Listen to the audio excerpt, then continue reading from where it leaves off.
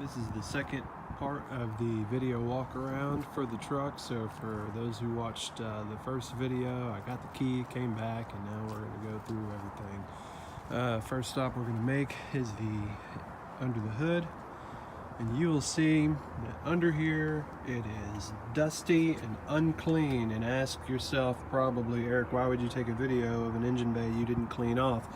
And the reason is the honesty that I talked about earlier about sellers is you'll find a lot of guys that will clean up and polish up an engine bay and hide things that are going on, you know, like oil leaks and those types of things. But I wanted you to see it in its raw form, the way that I drive it, the way that it looks, you know, as is. So when you look down here, you see there's no puddles of oil that have been cleaned off. That's just as dry as anything underneath that valve cover. And the same thing over on this side.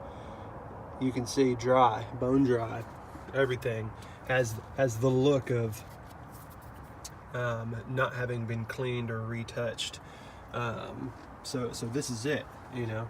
In fact, the only thing that's been recently addressed in here is the alternator, and I guess about maybe a year ago I rebuilt the alternator. Since on these trucks it's really easy to do, all of the pieces can be purchased separate, and I have a local parts yard that always has different types of Fords, so it was easy to do. In fact, I think I might actually have a spare alternator as well.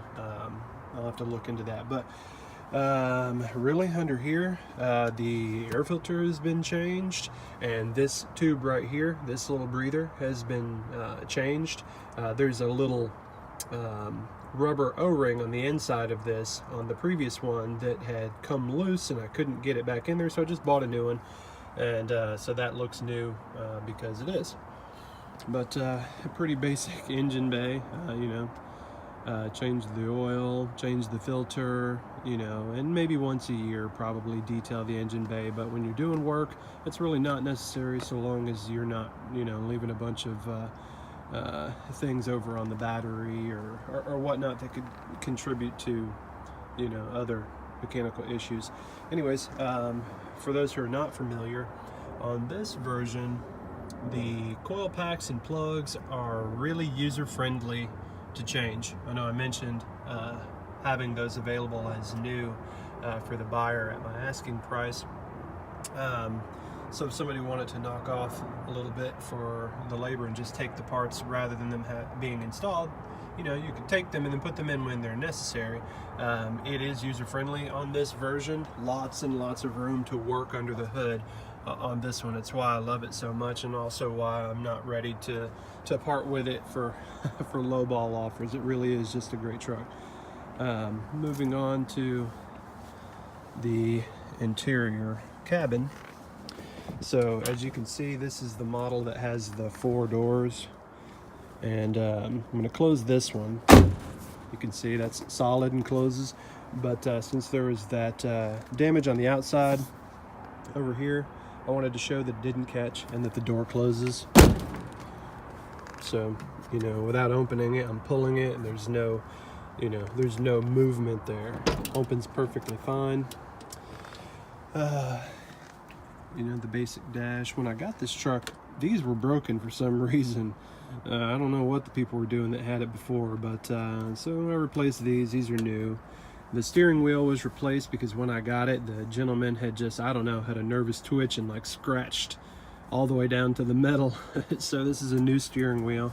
Looks good. The cup holder was broken when I got it, and I put a new one in there. It's a little dirty because I use it, but it's there, it works. So there's that. Not a whole lot going on in the interior. There's the 12 volt I use to, you know, charge a cell phone or whatever, and then there's also another one right here. But with the step down here, it's easy to lift yourself up and get into the car. Now I replaced this. The version that was on here before, this entire thing had been completely destroyed. So I found one that only had just a little hole, and that comes off with 4 bolts and just goes right in. So it was really easy to take care of.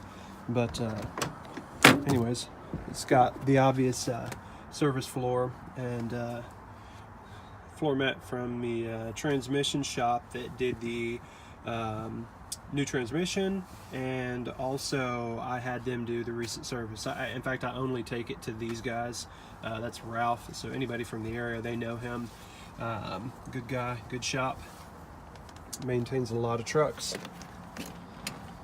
Back here, this is where I had my toolbox, my main carry toolbox. So it's a little storage area. You can throw your tools. I had saws and drills and things like that, and right now my umbrella, but really convenient. Little storage things in the door. I'm gonna go ahead and close these up. Here is the side panel opened. As you can see, it gives you access in here in case you've got, say, your shovels or your tools or stacks of paint or whatever. I've got some random junk and thing in here right now, but you can reach in fully to help load items. And here's a view of the back. Of course, you can still see out the other side. I have had a forklift load in a couple pallets of 5-gallon buckets of paint when I was doing some painting, and they slide in nice and easy all the way to the back, and that was from Sherwin-Williams. So for those of you who shop there, you can continue on, pull up to their loading dock and they can just load you right in or out in front, whatever. Really convenient. Of course, over here, this is the bottom of the tool and service side, but for about 2 feet and change, you can actually load in wood or lumber or whatever. You've got 8 feet of space all the way back, a window into the cabin, so you can look back here as you need to, and you can keep things out of the weather. It rained last night, and there's no sign of any moisture coming in back here at all. I mean, I know we can't see down to the bottom because of my buckets, but I can just tell you that it's nice and clear. For anyone looking to purchase this truck, if you have a shop, by the way, this is random, but there are a load of fluorescent lights here that are great for a barn or a shop, and they'll come with the truck because I am not using them. The other stuff, however, I will be taking out. But here is the hitch. I mentioned hitch piece in the last video. This is adjustable height, and I'll be including this at my asking price because it's incredibly convenient. I mean, I just can't say enough about this type of hitch. I've pulled several different type of trailers that the tongue heights were crazy, and we just got some really big pulls with that. Love it. In fact, I'll immediately go back and buy another one, just because it's so convenient. A couple hooks up here, really convenient for 100 different things. Whoever buys the truck, I'll give you this vest if you like it. I actually found it and thought, hey, why not? If I'm ever on the side of the road, I can put that on, and safety first, what have you. Anyways, that's the inside back. Closes and locks. I've got 2 keys for that. Here is the side. Of course, these are held up with the struts. Love these things. They work perfectly. We've got a core battery in here. I usually keep one of those because of all the vehicles that I work on. I talked about transporting car parts and things. That's something else that I do, so I always keep my cores in this truck just because it's a great place to store them. Full flat top shelf. I've got random things up there. Down here we've got an electronic 12-volt battery powered whatever winch, come along, whatever. I've used it on this truck to pull up a couple cars onto trailers. Man, this thing is awesome. And of course, at my asking price, I don't mind leaving this in. It's got a remote. You plug it in up at the main power at the battery, and then this plugs into the deal here, and you're able to pull things up on the, I'm sure you know how they work, but either way, I'll throw that in if someone meets my asking price. But love this thing. It also latches and locks. Napod does a really good job with the caps. I hope that's how you pronounce it anyways. I've always just called them a nap cap, but they do an excellent job. And since the customer for these was AT&T, you know that they're a fantastic piece. Anyways, over here on the other side, the doors as well. Really convenient to get in and out of and do things, whatever, work related.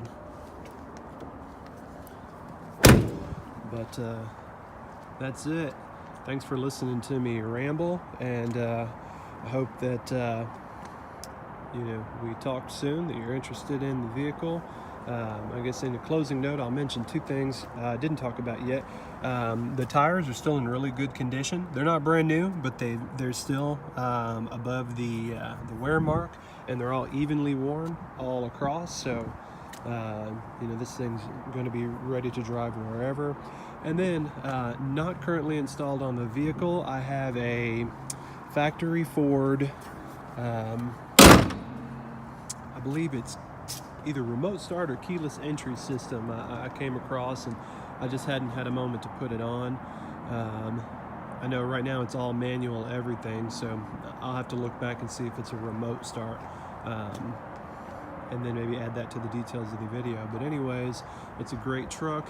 It's ready for work, and with all of the new things that are on it mechanically, and the maintenance that has been kept on it, it's really probably one of the best things that you're going to find out there. I don't know many people who are going to have the level of detail to provide about a truck like this, because they're pretty much just going to be like, oh, it's a good work truck, trust me. Well, this one is a good work truck, and I'll prove it. So I look forward to hearing from you, and thanks for checking out my ad.